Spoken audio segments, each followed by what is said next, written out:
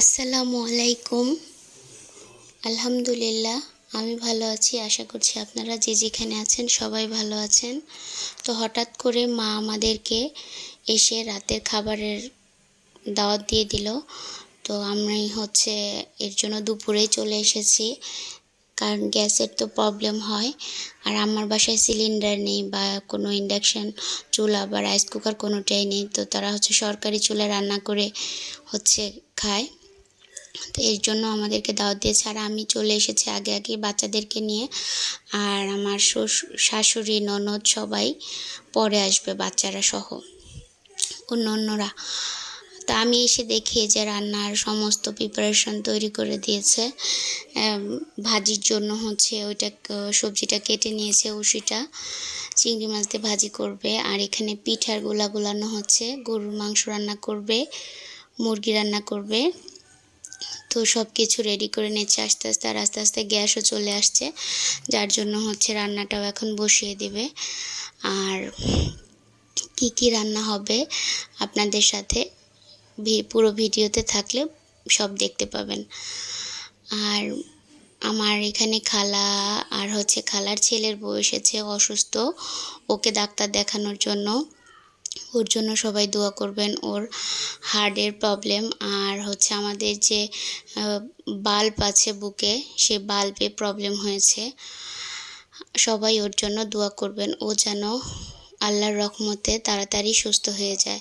তো আমি আম মাখা পছন্দ করি, তো আমার খালা আম কেটে আমটা আমাকে এখন মাখিয়ে দিবে। তো যার জন্য শুকনো মরিচ পুড়িয়ে নিয়ে এসেছে।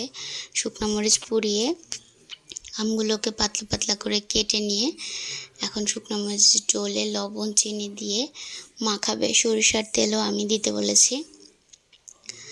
তো যাক, আর শ্বশুরবাড়ির মানুষ বলে কথা, একটা আইটেম দিয়ে তো খাওয়ানো যায় না। যার জন্য মা একটু ভিন্ন, যে যতটুকু পারছে ততটুকু করছে। আর এখানে কটা চিংড়ি মাছ ছিল বড় বড়, তো এগুলো আম্মু বের করেছে যে আমার বাচ্চারা দুপুরে কি দিয়ে ভাত খাবে। রাতের কিছু তরকারি আছে, আর এটা ভেজে দিচ্ছে আমার বাচ্চাদেরকে, ওরা খাবে এখন ভাত দিয়ে। যেহেতু আমি দুপুরের দিকে চলে এসেছি, আর আর অনেক মানুষ গোস্ত রুটি খাবে, তো যার জন্য আগে থেকেই রুটি বানানোর জন্য মানে তৈরি করে নিচ্ছে। আর এখানে আবার খালা পিঠা বানানোর জন্য, মানে তেলের পিঠে। এই পিঠাটা কে কে খান আমি জানি না, কে কে চেনেন সেটাও জানি না, আমরা বাঙালিরা খাই সেটাই। তো পিঠাগুলো ভেজে নিচ্ছে এক চুলা, আর এক চুলায় এই যে চিংড়ি মাছগুলো ভেজে নিয়ে এখন আবার ভাজিটা বসিয়ে দিয়েছে।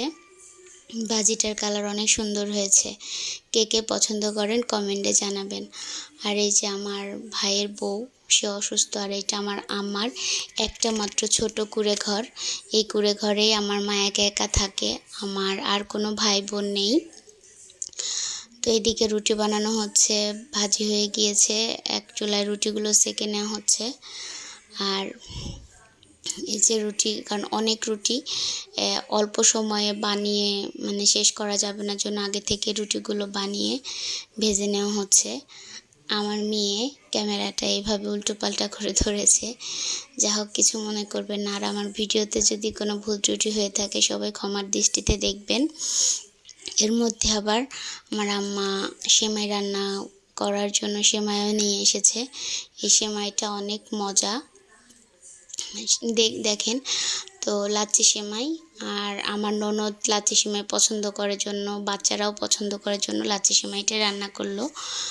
কিন্তু আজকে আমার ছেলে খেতে চেয়েছিল দুধ সেমাই, ওদের পছন্দ দুধ সেমাই। তো আজকে যেহেতু শ্বশুরবাড়ির লোক খাবে, ওদের পছন্দটাই আমার আম্মা গুরুত্ব দিয়েছে। তো এখানে লেয়ার মুরগি রান্না করা হচ্ছে, গরু মাংস রান্না করা হয়েছে।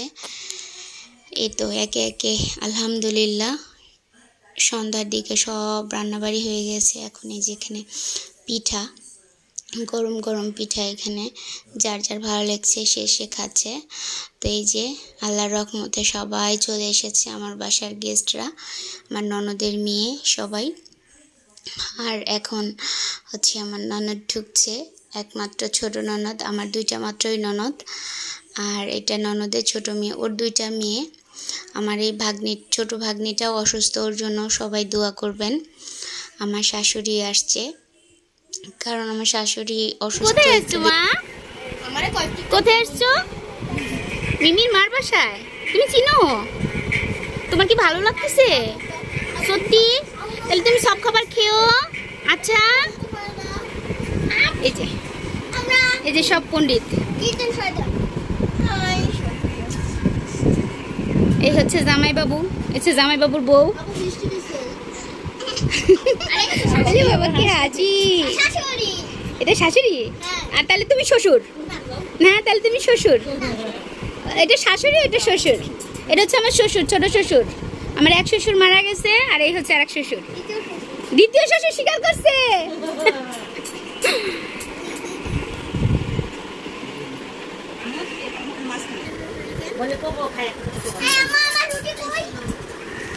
এই তো সবাইকে এখন খাবার দেওয়া হয়েছে, যেহেতু একটা ঘর, বিছানার উপরেই খেতে দেওয়া হয়েছে। তো আমার ভিডিওটা যদি আপনাদের কাছে ভালো লেগে থাকে তাহলে অবশ্যই লাইক, কমেন্ট এবং সাবস্ক্রাইব করে সবাই আমার পাশে থাকবেন। তো আজকের ভিডিওটা এই পর্যন্তই। আল্লাহ হাফেজ। আচ্ছা মা একটু উঠুক, আমি